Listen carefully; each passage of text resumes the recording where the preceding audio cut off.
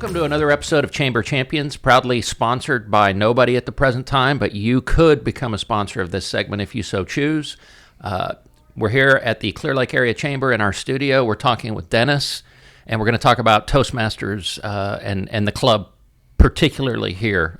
Dennis, introduce yourself and tell us a little about yourself. So I'm Dennis Stetzel with Results Extreme Business Solutions and the current president of the Toastmasters Club based out of the Clear Lake Area Chamber of Commerce. And so tell me about a little bit about Toastmasters International and how the club kind of comes down from there. Okay.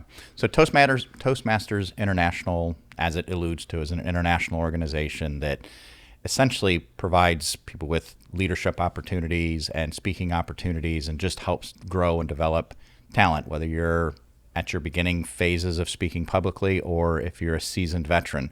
And there's various levels throughout.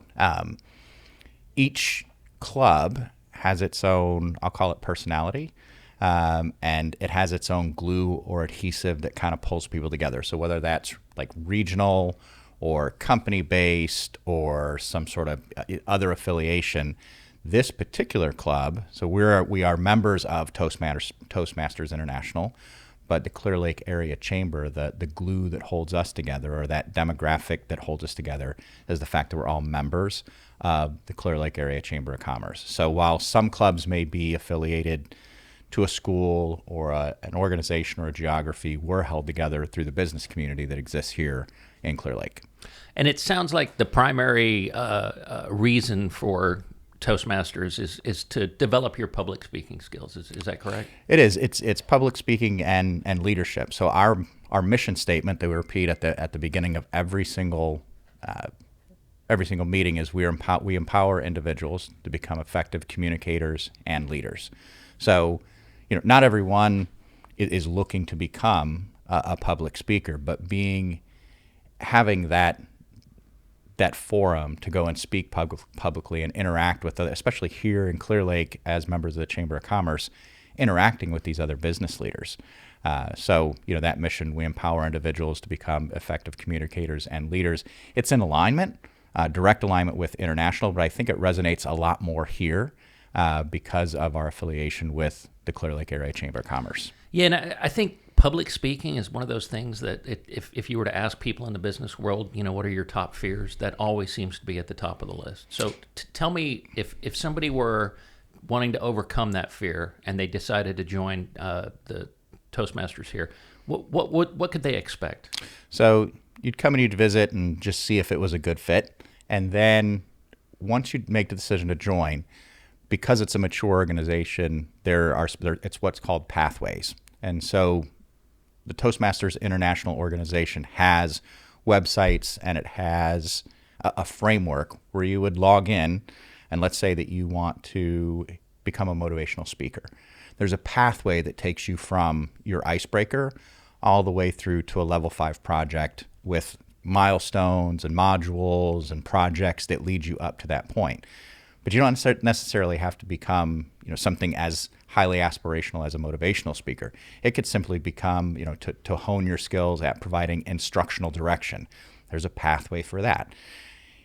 If you just want to test the waters and become a more confident speaker and you're not sure which path to take, again, because it's such a mature organization, there's a series of questions that will ask you, what are your likes? What are your dislikes? What are you interested in? And it'll actually recommend a pathway for you to subscribe to. We also assign a mentor, so somebody who's experienced, to walk you through that initial phase to say, okay, you've decided to join. Let's make sure you're getting the most out of your experience with Toastmasters. And then each week from that point forward, you start with your icebreaker. You get some feedback. Your mentor will listen. People in the audience, the evaluators, will just give you tips and tricks. And I think one of the other keys is this is a friendly, safe learning environment. So it's not about critiquing to the point where you're looking for flaws. We're looking for ways to help you improve. And so whether you're an accomplished speaker getting paid to do speaking gigs internationally, or you just want to grow a little bit of confidence and be a little bit more comfortable behind a lectern, there's varying levels and lots of very prescriptive pathways for you to take to just develop those skills, no matter where you are. And then the club itself, how many members do you have? Describe the setup there. So right now we've got 22. We have 22 full-time members, and we meet once a week here on Fridays. So we start our Friday mornings. It's my favorite part of the week, Friday mornings. Everyone meets, and we get visitors from time to time. So I think the other thing that's unique, because we understand that we're all business owners, is there is no mandatory attendance requirement. People show up because they want to. And so sometimes we'll have 18, sometimes we'll have 25. But the membership tends to hover somewhere in the low 20s-ish, and it'll flex up and down depending on the time of the year, the business cycle, how busy people are, and sometimes even just getting the word out and having some membership drives where we see an increase of people. Yeah, it sounds like a great opportunity for especially people in sales and people that need to work on their communication and really get more comfortable. Absolutely. And staying in practice. Yeah. So I think I remember seeing you guys also do competitions. Is that correct? There's an annual, there's multiple annual competitions that Toastmasters hosts. So there's this, because of the pandemic, I think it changed a little bit. It used to be one major competition that ran through multiple topics, and this year they broke it up into two. This year there was a comedic theme around one of the contests, and now this next one is international. So each division, and it rolls up to international. You start from the club level, then you go to the division level, and then you go to the regional level, and then you go international. And in fact, our very own Kat Clemens made her way all the way to the international competition. Fantastic. So that's what I remember seeing. Yeah, and there's I precedent thought here. That was an interesting twist. Not only are you developing yourself, but then you get to use what you've learned and compare it, I guess, to others and get some feedback in the competitive realm. Yeah. Well, and even beyond the sanctioned international competitions, there are local clubs that will compete against each other. And in fact, just recently, one of the president of another series of Toastmasters who works with some of the institutions here, he came and introduced himself, and I think he's going to join the Clear Lake Chamber here soon. Right.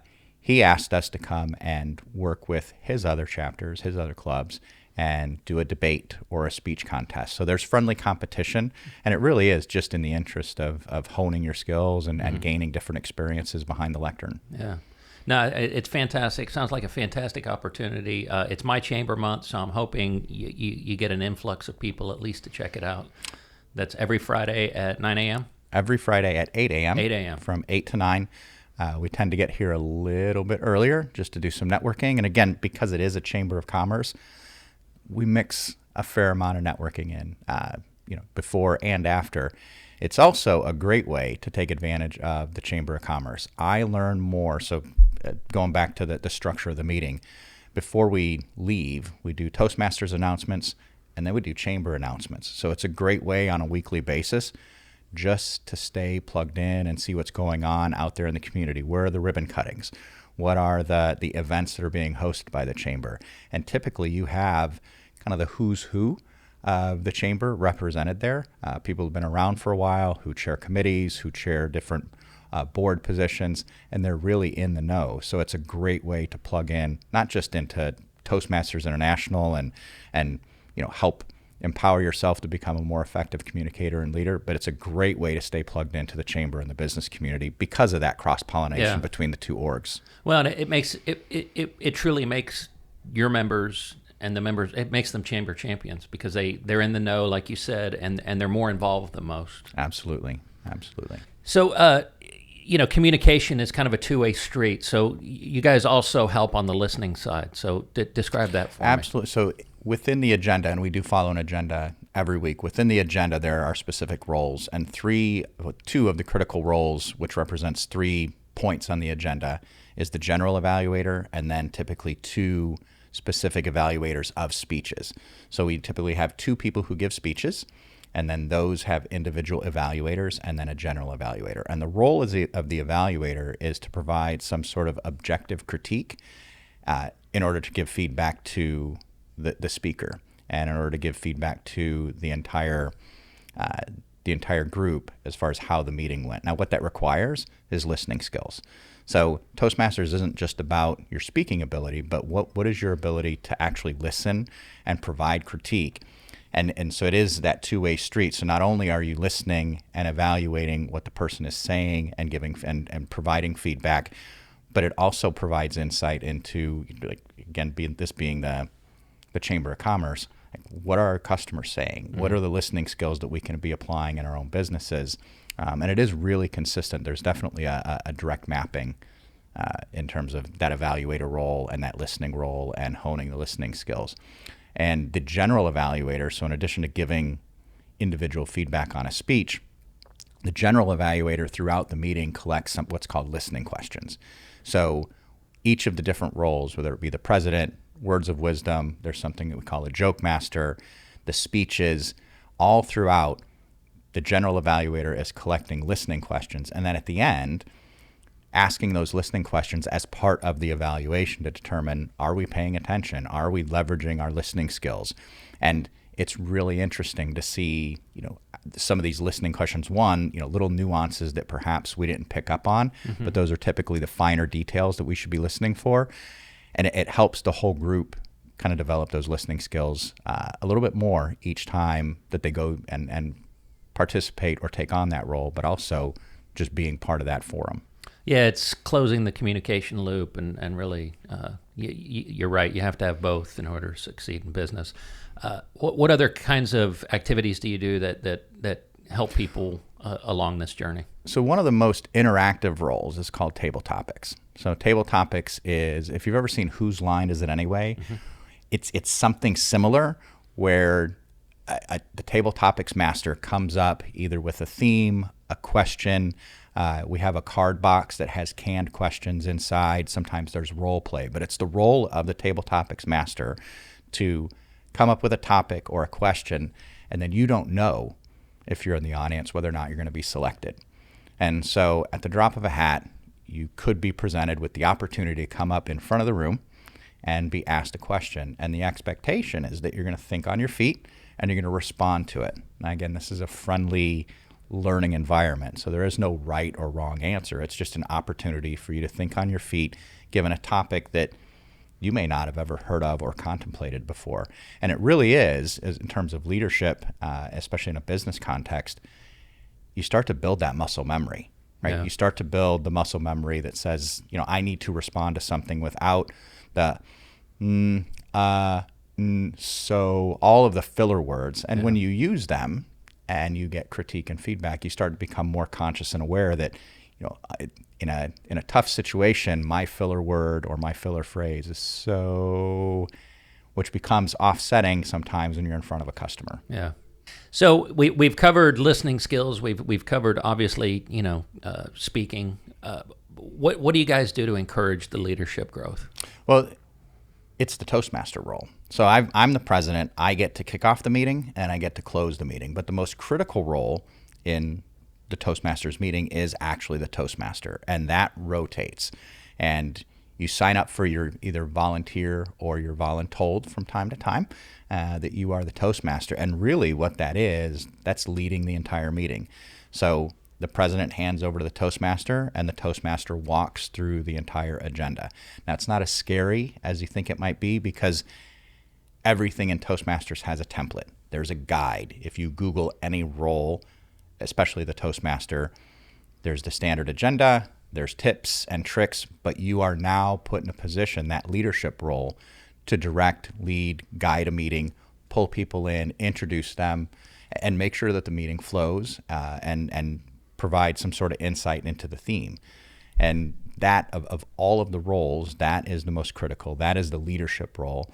And you get the opportunity to do that on a regular basis. That's a unique setup. That really is unique. Yeah, kind of like in a corporate setting, if you were to rotate the person who runs the agenda for just a regular recurring meeting. I mean, there's huge development experience if you did something like that. And I've seen organizations that do that, and really their leadership team becomes more and more and more robust. It's not just a talking head every single week presenting the same agenda. You see different ways of presenting things. You see different ways of leading a meeting, leading agenda. You see different ways to hand off to different people, different ways to accentuate or call out a particular theme. So it's a great learning experience and a great example of just diversity in leadership when you see different people take the lead role. I think I'm going to steal that and use it for new teachers' luncheon. So anything else you'd like to share about Toastmasters? I think I just reiterate, it really doesn't matter what level you're at or what level you aspire to be. I've spoken internationally. I used to jump on a plane and I'd fly to Sri Lanka and have some sort of prepared speech. I learn something every single week, and Toastmasters, the curriculum and the pathways has helped me quite a bit. So whether you're at or near that level, or you're speaking professionally full time, or again, you just want to get some experience behind the lectern and be a little bit more comfortable, it really doesn't matter. It's a safe learning environment, and I think there's something in it for everyone. Well, thanks for joining us, and all the businesses out there, this is a great opportunity. I don't let it go to waste. Thank you. Thank you.